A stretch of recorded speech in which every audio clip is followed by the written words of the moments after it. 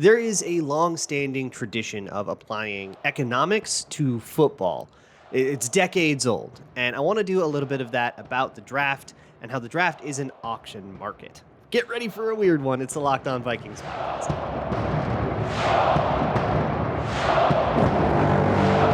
You like that on 3, 1, 2, 3, you like it! You are Locked On Vikings, your daily Minnesota Vikings podcast, part of the Locked On Podcast Network, your team every day.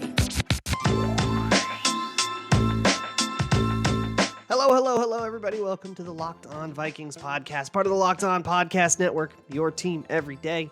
As always, I'm your host, your pal, and the kid you copied off in math class. My name is Luke Braun. You can find me on Twitter at Luke Braun NFL. You can find the show on Twitter at Locked On Vikings. You can find the show wherever you listen to your favorite podcasts. You can even find it on YouTube or Amazon Fire or Roku. Just download the Locked On Minnesota Sports app. This is going to be a weirder one. I want to talk about draft philosophy. I want to zoom out a little bit. And in particular, this is something that I've been saying for a long time, and I certainly did not come up with this myself, but it's something that I think is a really good way to put it, is the draft is an auction. It is an auction market. And I'm speaking strictly in the economic sense of, auction markets. Auction markets work very differently than normal markets. Like free agency is a different normal market. And I want to kind of talk about how dynamics change. So here's how this is going to work. First, I want to just explain what I mean by an auction market and how an auction market works. And then actually applying that to the draft. And then I want to kind of circle it all around with how we can use that particular idea to evolve the way we think about approaching the draft, how teams should approach the draft. I think right now, most of the national consciousness of the draft is based on, and I do this a lot too, what position everyone should take when, right? When you see a mock draft, and until I understand and know the names, I definitely do this. So this is something I'm guilty of. But when I see a mock draft, it's really easy for me to look at it and say, scroll down to the Vikings pick, and then did they pick a player at the position I want them to pick? And if yes, then I like the mock. And if no, then I don't like the mock. And I think people can be guilty of that, right? And even some of those mock drafts, if you look at the little paragraphs that somebody Todd McShay or whatever will put in their little blurb that they put with their pick, they'll go, hey, these guys need a tight end. And so I mocked this is a good tight end. And it's that's the only analysis, right? So I want to evolve that particular portion of it. Of course, it's all about the players and their evaluations individually, but that's such a high volume game too. So what do I mean by this? I want you to imagine a fruit market, right? You go and you buy strawberries. And everybody, for the most part, who wants a strawberry can get a strawberry until you run out of strawberries. But theoretically in the world, or at least in the US, if you want a strawberry, you can go get a strawberry pretty much anywhere, right? There is a dynamic of, depending on how many people want strawberries and how many strawberries there are, the price of strawberries will kind of fluctuate, and then the stock of strawberries and how strong is the strawberry market. That's a normal market, right? That's economics 101. An auction market is a little different. I want you to compare it to an art auction. If you're at an art auction, if multiple people want a painting, only one person gets to have that painting. And that is the first most important thing that I want people to understand here.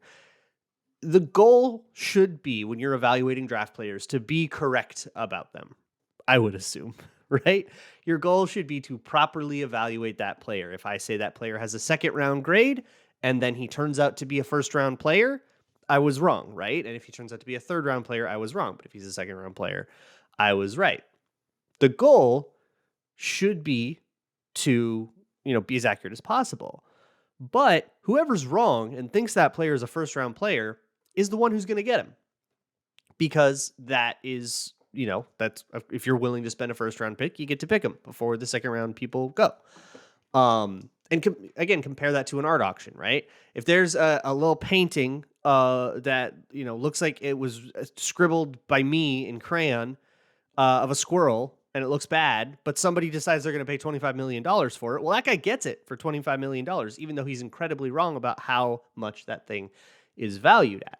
And that is a key part of the draft. That probably isn't news to anybody, but that's part of something you have to keep in mind.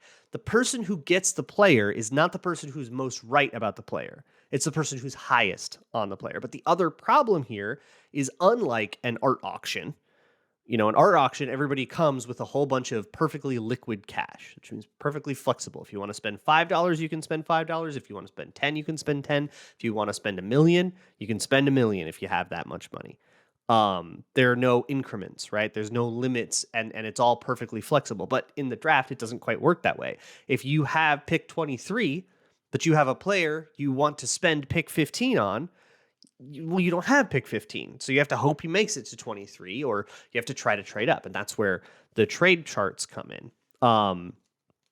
But those are like the two kind of key things with an auction market that separate it from something like free agency, which is like a standard market. In a sense, and in a perfect world, you could use trades to move up and down the draft board as you see fit, as you see appropriate. Hey, I have pick 23, but I want to get up to 15. I'll call up whoever's, I think that's the Packers, 16. We'll call up the Commanders instead. And we'll get to 16. We can find some kind of trade. But if you look at the trade charts, that isn't always easy to do, because what it costs to get from 23 to 16 might be a second round pick, and the Vikings don't have one. Or more commonly, it would be, hey, the perfect pick to trade here would be pick 33, but I only have pick 45. That's my second rounder. So this doesn't work. Maybe I have to add something else. And I think sometimes a fun little math puzzle is to go on whatever trade chart you're looking at and try to figure out, okay, if I have 23 and I want to get to 10, what combination of my picks and your picks can create the right net difference? I don't know. That's a math geek thing that I kind of find enjoyable. The draft order is not that flexible, right? There's a rigidity to it.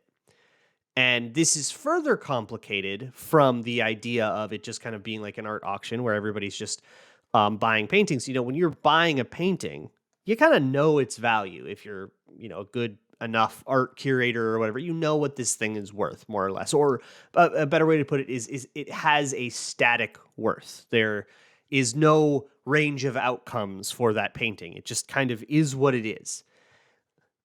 Players are not that, they're not objects, right?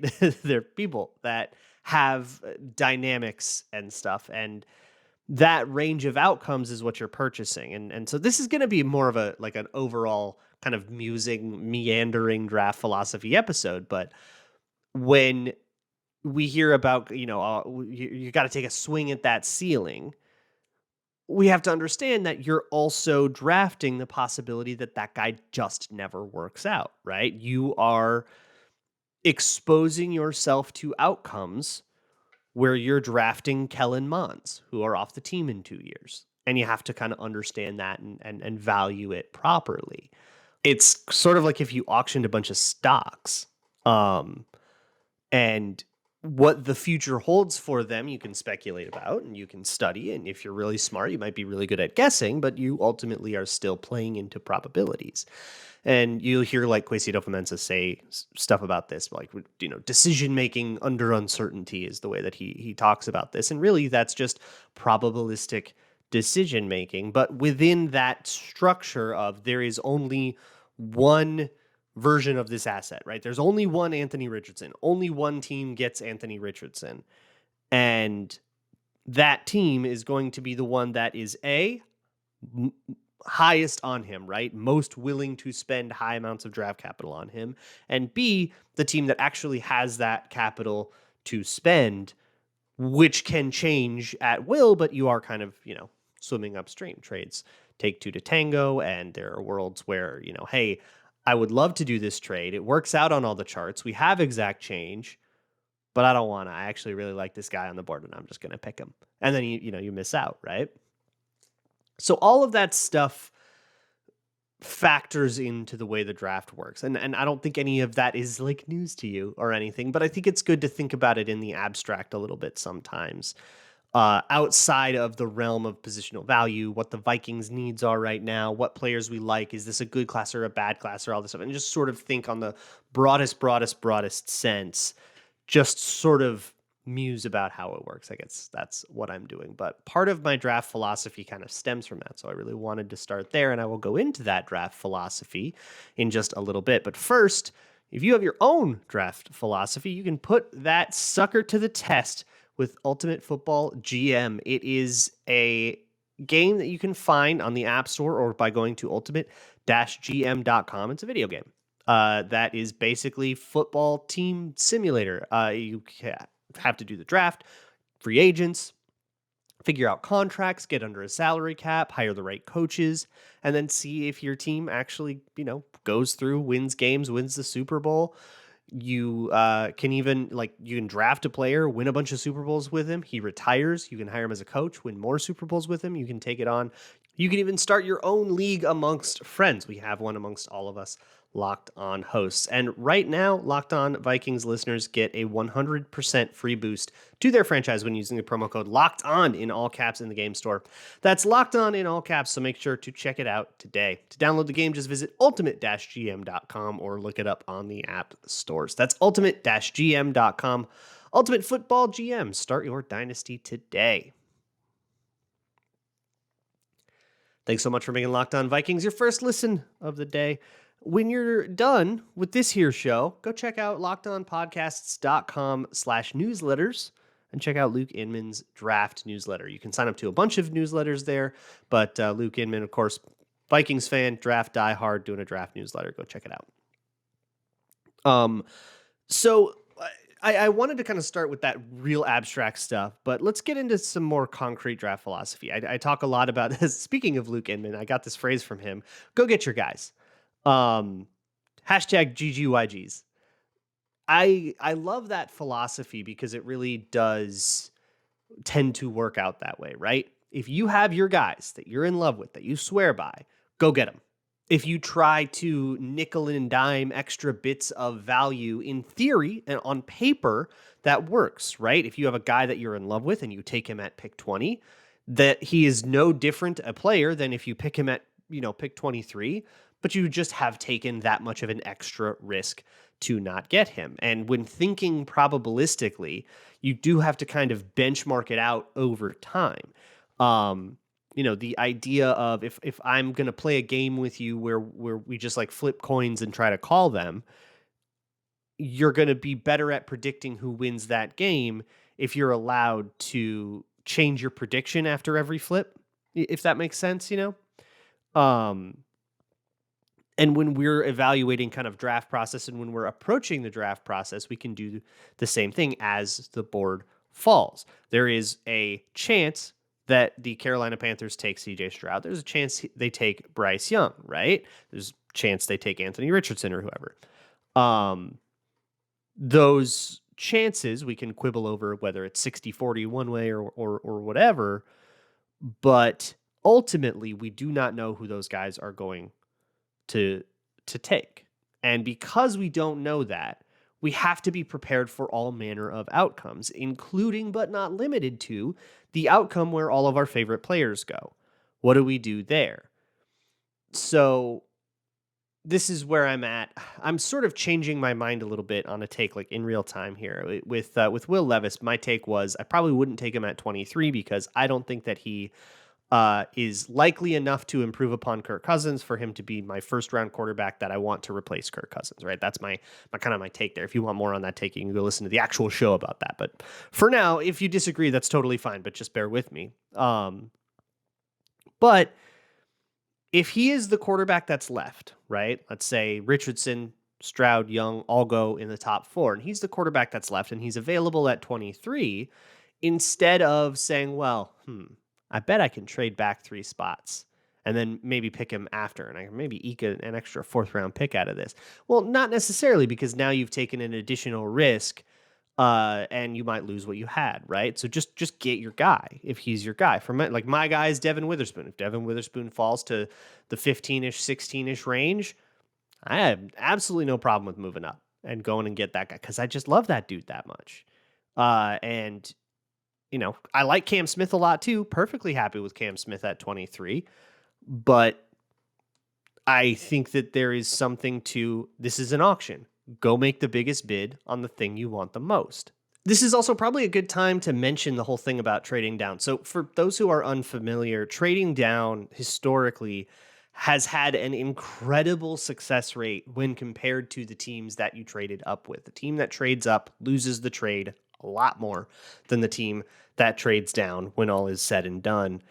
And that shouldn't surprise you when you think about these picks as probabilistic things, right? As people with a range of outcomes that can do great and work hard and improve and they learn whatever thing that they had to learn. I guess that's sort of the traitsy thing that I've been musing on, that I'm realizing I'm a lot less stoked on traits than I used to be, on physical traits. I feel like you could take the perfect body for a position and put the brain of a high school football player into him, and that dude just would not make it in the NFL, because you just have to have the ability to do stuff. And with traits, say, size, like big bodied wide receivers, right? That's a trait. When you're a receiver with a 6'3", 220-pound frame or something, there's a big body guy. Okay, that's a good trait. Why is that a good trait? What does that imply? Well, it implies that he's probably going to be good at contested catches, that he's going to be a good blocker, that he's going to be good at fighting through contact downfield. All of those things are important skills for a wide receiver to have, and if you have a big body, you'll have an easier time with them. All right, great. But if we were given the choice between a guy with a big body and a guy who didn't have a big body but was good at all of those things, which would we pick? Wouldn't we pick the guy who's good at all of those things? And so I feel like that can help, I don't know, reduce some variance. This is, again, just a meandering through my draft philosophies episode, but that's another big one, is don't scout for traits, scout for the skills that those traits imply. Are you good at stuff? Not do you have the kind of testing measurables, and do you have the profile of a guy who is probably good at stuff? There's too much probability in the draft already. We need to try to remove some. And that's the job of a scout. Now, is that scout right? Is that scout wrong? Hey, if that was an easy job, then the draft wouldn't be nearly as interesting as it is, but that's the world that we live in. So treating these draft picks as probabilistic assets with a range of outcomes, to circle this back around to trading down, when you trade down, you split into multiple things. And hey, anybody who's ever invested in an index fund, you're basically doing the same thing there, or into a mutual fund or something, or maybe you're paying someone to do that stuff to make those decisions. But if you ask any stock person, if you're going to purchase a stock, don't just put $100 into one stock, put $1 into 100 stocks and hope that the market on the whole makes you, 3% more than it loses you. You're going to get a huge range of outcomes when you buy into, say, an index fund or something like that. Some of those stocks will tank. Some of those stocks will take off. And now you don't need to know which ones are better because you've spread them all out. And that is the point of trading down. It's there is that where if my goal is to get a fantastic player, one shot in the first round has whatever probability, one shot in the second round has a little bit less probability, but two shots at that less probability probably have a better chance on the whole of finding a good player, right? And that's the whole debate about, would you rather have like the 2 picks in the third round or pick number 12? I think that gets a little bit more extreme, but that's sort of at the crux of that like logic. And it's a matter of at what point does the lower pick have such a low probability of working out that it's no longer worth it to have two. And that's what the trade charts, I think, are kind of for. But it's just a way to mitigate risk. If I need a tackle and I draft 2 tackles, or the best example of this might be Kirk Cousins himself with RG3 back in 2012, right? Washington needed a quarterback. They drafted RG3. They also drafted Kirk Cousins. RG3 gets hurt. that was one of his outcomes, right? That's that, he has an injury riddled career, and he's never the same guy that you drafted, that he was in college, and you don't get that. But one of Kirk Cousins' outcomes is he, figures out some of the stuff he needed to figure out, and he goes into becoming an actual starting caliber quarterback for you, and then you get to do that. Now you're into franchise tag contract negotiations. Both of them hit on an outcome that they were in, but because Washington had two different picks at the position, they had two different rolls of the dice, and you'd always rather you'd rather have two shots at the thing, right? That's the whole point of doing that. So that's one way to mitigate risk, is trading down, and historically this just bears out. That doesn't mean the team that trades up never wins, right? There have been times, the Falcons trading up for Julio Jones. That's a great example. That worked out fantastic for them. Got a great player for a long time. There's one other, I guess, economic concept that I want to go over with you, which you're probably familiar with, called opportunity cost, that also kind of applies a lot more in a draft context, an auction context, than in a more like standard market. So we will get into that as well. Before I do that, though, I want to quickly talk to you about FanDuel. It's America's #1 sports book. You can gamble at FanDuel on NBA games, NHL games. You can try to pick the winners, spreads, money lines. You can pick 3-point scorers, goal scorers. You can even parlay all kinds of stuff there into one big bet with maybe a bigger, better payout. Of course, we're starting to get down to NBA and NHL like playoff seeding time. Teams are clinching playoff spots, and you can bet on those kinds of futures. You can even bet on NFL futures if you so choose, like whether or not you think the Vikings will make the playoffs. Over under win totals just got released at FanDuel. All that stuff is great, and it's a great time to sign up, because new Gramblers get a no sweat first bet if you sign up via fanduel.com/locked on. That means if you whiff on your first bet, don't worry about it. You can get up to $1,000 back in bonus bets. Once again, that is fanduel.com/locked-on to claim your no sweat first bet, up to $1,000 in bonus bets back if your first bet doesn't win. That's fanduel.com/locked-on. FanDuel, make every moment more. You're probably familiar with the concept of opportunity cost, but just in case, that means it's a hidden cost in a certain action or decision based on what you could have done instead, right? The classic example is, it costs $15 to go to the movies, to play hooky from work and go to the movies. But if you also miss out on that day's paycheck, it cost you, let's say that day's paycheck was going to be $20. It cost you $35 to go to the movies in reality, right? Because you missed out on $20 to play hooky, and you also paid $15 for the movie ticket. I don't know what kind of economy that is that I just made up, but I don't know if I want to be a part of it, where it takes a full day's pay to go to the movies. But anyways, you get it, right? The idea is that we need to be really vigilant about assessing every little cost that we are actually incurring.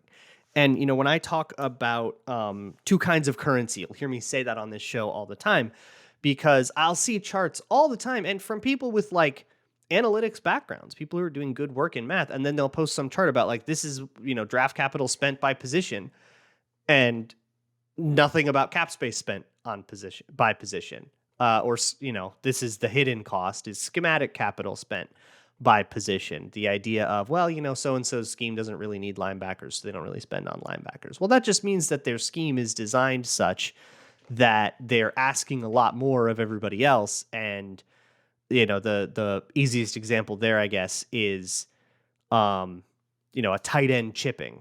You're not going to spend a lot on your tackles because you're going to ask your tight ends to chip a lot, let's say. Why would I spend a bunch of money on a tackle when I can, just chip every play, have a cheapo guy there, and then I can spend a whole bunch more money on my wide receiver or something like that, right? But having your tight end chip slows him down, screws with the route concepts you can do, gives whoever has him in coverage that much easier of a job too, because there's this, because they're not doing anything fancy on the release. They can't, actually set you up on a release to run a route like you would in a man-to-man situation. All of those things are costs, and I refer to those costs as schematic capital. if you are adjusting your scheme to hide a certain player, then you're kind of spending in a sense because that's a finite thing. You can't hide every single player. So if you're going to spend a lot of draft capital on one position and a lot of financial capital on another position, and then a third position will be bad, and so you have to scheme around him, you're spending schematic capital. I really try to be studious about what costs I the team is incurring in all facets. Even things like approaching a player and asking him to take a pay cut has something of a cost because you are damaging your relationship with that player. Even if it's a fully amicable situation, that player is still going to be that much less likely to sign a contract with you because now they know that that's a trick that you'll pull. And if you set up a contract that leaves, this is what Zadarius Smith is going through right now. His contract currently, the Vikings could absolutely go up to him and say, hey, take a pay cut or we'll cut you, and put him in that position. He doesn't want to be in that position. He wants a new contract. So there is and that is a cost that they are incurring kind of because they did it with like 3 other players this year. And Zadarius Smith doesn't want to be the next guy for that to happen. And so part of the cost of, say, going up to Adam Thielen and saying pay cut or we're going to release you and you can go become a Panther is that players like Zadarius Smith will become worried that it will happen to them. And now the Vikings probably have to pay Zadarius Smith more money. They probably were going to have to anyways, but that like further complicates that negotiation process. Those are costs. Opportunity cost in the draft is rooted in the fact that, hey, if I am sitting at pick 10 and I want, there's 3 different players that I want and I choose one, I am now no longer getting the other 2 unless they fall to me at my pick in the second round, but you kind of aren't expecting that. And so for all the players you can like and want in the first round, you only ever get to have one of them. I see this kind of analysis a lot and it bugs me where you'll see like that. It's that same chart that's like, this team really spends a lot of first round picks on cornerbacks, or you'll look at their first round picks over the last, 7-8 years and say, man, they've never taken a defensive end in the first round. I don't think they're going to take a defensive end in the first round. They must not really prioritize defensive ends because they don't take them in the first round.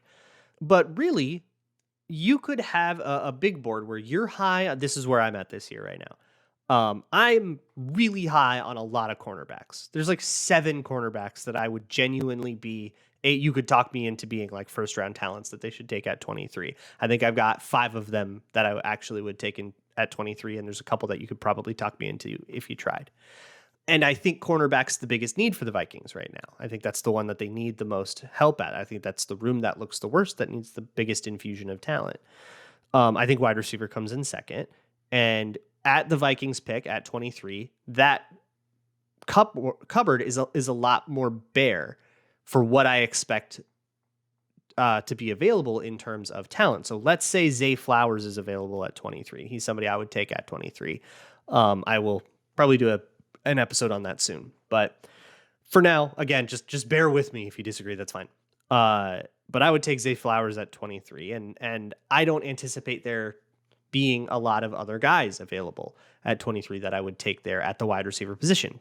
I don't think Smith and Jigba will be there. I don't think Jordan Addison will be there. I don't think Quentin Johnston will be there, and I actually wouldn't take him. I'm not that high on him. So there's like 7 corners I would take, and there's going to be like there's 4 receivers I would take, 3 receivers I would take right now at 23.